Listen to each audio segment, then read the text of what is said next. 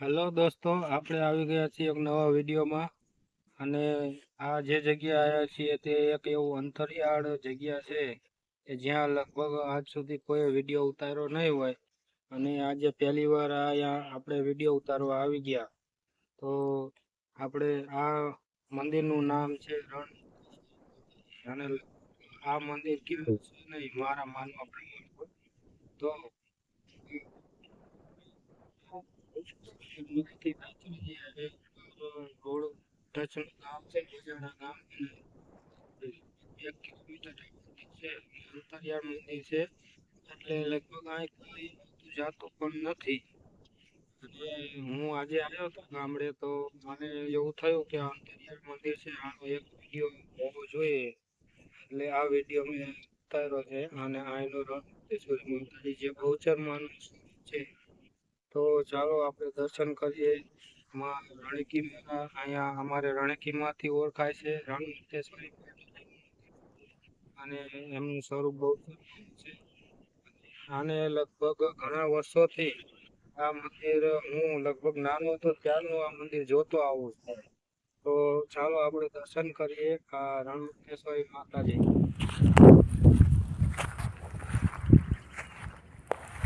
તો જો મિત્રો, આ એક અંતરિયાળ મંદિર છે.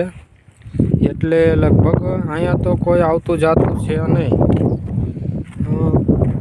કોક ગામના માણસો આવતા હશે, ખબર નથી કાંઈ. પણ આ મંદિર એ રણના કાંઠે છે. આપણે જે કચ્છનું નાનું રણ કહેવાય છે, આ એના કાંઠે આવ્યું મંદિર છે.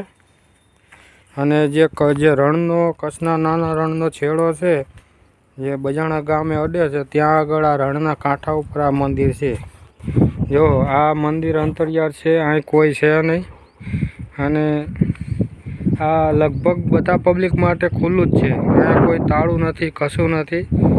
અને આ ટાઈપનું મંદિર છે જો. અને ખૂબ જૂનું મંદિર છે. મારા ખ્યાલથી અહીંયા કોઈ કાંઈ રિપેરિંગ કામ પણ થતું નથી. અને લગભગ અહીંયા કોઈ ધ્યાન પણ આપતું લાગતું નથી. જોઈ લો, આ છે શ્રી રણ મુક્તેશ્વરી માતા કી જય. આ મંદિર માતાજીનું છે. અને ખૂબ જૂનું મંદિર છે. અને આ તમે જોઈ શકો છો, આ અહીંની જગ્યા છે. અને આ સામે પેલું દેખાય એ રણનો ભાગ છે આખો. આ જે દેખાય એ રણનો ભાગ છે આખો. હું જરાક ઝૂમ કરી બતાવવાની કોશિશ કરું. જો આ જે દેખાય છે ખુલ્લો ભાગ સામે, એ રણનો ભાગ છે. અને આ બાજુ પણ રણ છે. જો તમને હું અહીંયા બતાવું કે આ જગ્યાએ પણ આ સામે રણનો ભાગ છે. જો આ સામે પણ એક રણનો ભાગ છે. આ સામે પુલ છે. આ જે છે એ સામે પુલ છે આર્યઈ. અને આ રણનો ભાગ છે. આ સાઈડ આ બાજુ કચ્છનું નાનું રણ છે. તો આ જગ્યાએ આજે અમે આવ્યા છીએ. અને હાવ અલાયદું મંદિર છે. એટલે મને થયું કે ચલો અહીંનો એક વિડીયો બનાવી અને આપણે અપલોડ કરીએ, જેથી કરીને લોકોને ખબર પડે. તો આ જો આ મંદિર, અને આ માતાજીનું મંદિર છે રણ મુક્તેશ્વરી માતાજીનું. તો અમે આવ્યા હતા અત્યારે, અગરબત્તીને એવું કર્યું હતું અહીંયા. દર્શન કર્યા, માતાજીનો દીવો કર્યો. અહીંયા એવું કંઈ નહીં, ગમે તે આવે દીવો કે અગરબત્તી કરી શકે. આ મા બહુચરામાનો ફોટો છે. અને અહીંયા કોઈ પણ આવી શકે છે. આ સ્વતંત્ર મંદિર છે. અને જો આ મંદિરનું કંઈ સમારકામ થાય અથવા તો આ મંદિરનું કંઈક નવું નિર્માણ થાય તો સારું છે આ મંદિર. ન કે આ મંદિર જાતા સમયમાં ખંડેર હાલતમાં થઈ શકે એવું લાગે છે.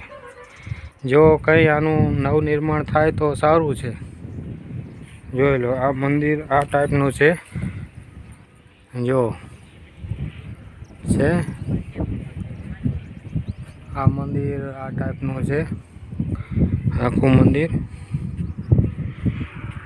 અને આ ઘણું જૂનું મંદિર છે આપણે જોઈ શકીએ છીએ. અને આ જે સામે રહ્યો તે સુરેન્દ્રનગર બેચરાજી હાઈવે છે. આ રહ્યો હાઈવેની ટચ જ છે, બહુ કંઈ દૂર છે નહીં, 500 મીટર જેવું દૂર હશે રોડથી, પણ આમ જો કે હાઈવેની ટચમાં જ છે. જો આ રોડ છે સામે, જો આ રોડ છે સુરેન્દ્રનગર બેચરાજી હાઈવે, આ રોડ છે. જો ગાડી જાય છે એ આ રોડ છે. અને આ રોડ રહ્યો એક પાટડી દસાડા બાજુ જાય અને એક સુરેન્દ્રનગર બાજુ જાય છે. તો તમે જોઈ શકો છો. અને આ આવી જગ્યા છે, અંતરિયાળ જગ્યા છે, લગભગ અહીંયા કોઈ આવતું નથી. અને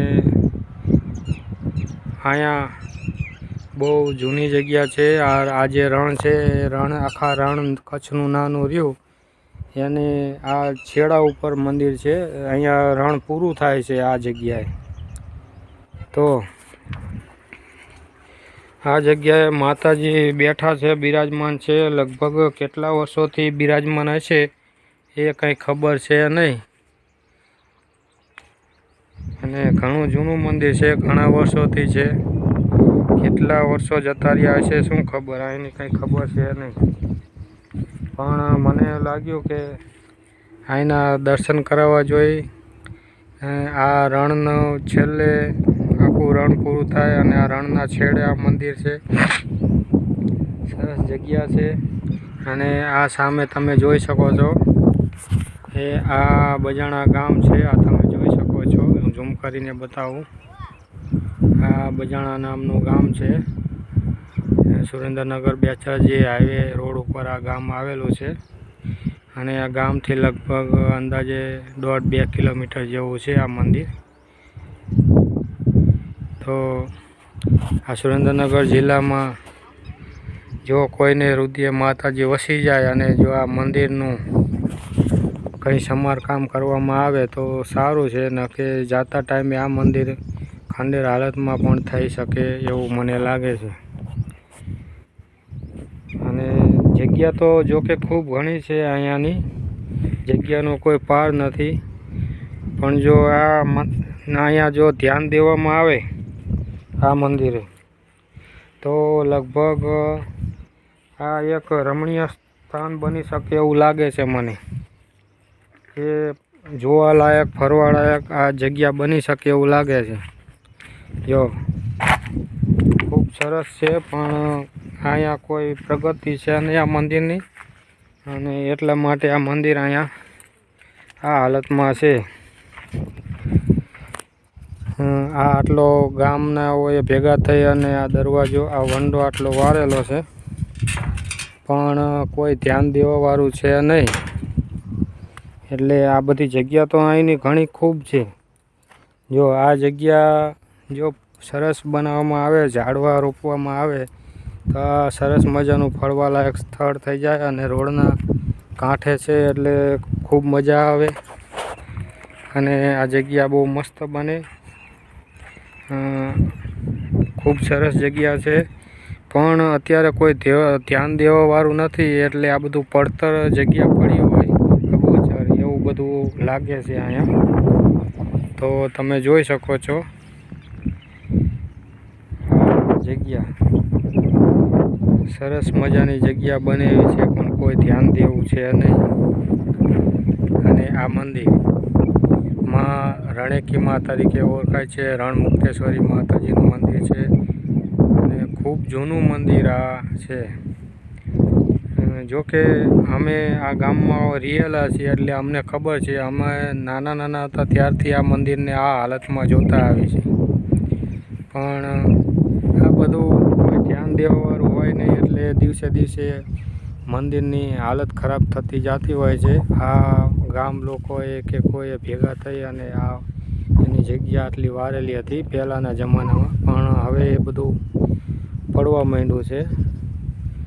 કારણ કે અહીં અંતરિયાળ છે, કોઈ આવતું જતું હોતું નથી, એટલે ખંડેર હાલતમાં દિવસે દિવસે થતું જતું હોય છે. પણ જો આવી જગ્યાઓમાં ધ્યાન દેવામાં આવે તો આ જગ્યા ઘણી સરસ બની શકે એવી છે.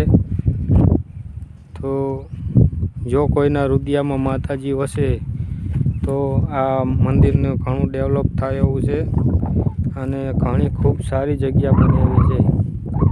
તો આ માટે મારો હેતુ આ જ હતો કે આ મંદિર બતાવવામાં આવે, અને જો આ મંદિરનું ડેવલપમેન્ટ થાય તો ખૂબ સારું. અને આ ઘણી જગ્યા સારી છે. તો હવે હું આ મારા વિડીયોને અહીંયા એન્ડ આપું છું. અને જે લોકો જોવે એના હૃદયમાં કદાચ જો માતાજી વસે અને આ મંદિરનું કંઈક ડેવલપમેન્ટ થાય એવી આશા રાખું છું. અને ખૂબ સારી જગ્યા છે. આ કોઈનું કોઈ પર્સનલ કોઈનું મંદિર છે નહીં, આ સર્વ લોકોનું છે. 18 વર્ણનું આ મંદિર છે. શું તો અહીંયા મારા વિડીયોને વિરામ આપું છું. જય માતાજી, જય ભગવાન, ઓમ નમઃ શિવાય. તો મારા વિડીયોનો એન્ડ અહીંયા સમાપ્ત કરું છું, અને મળીશું હવે આગલા વિડીયોમાં. તો જો આ વિડીયો ગમે તો લાઈક, શેર, સબસ્ક્રાઈબ કરજો. જય માતાજી.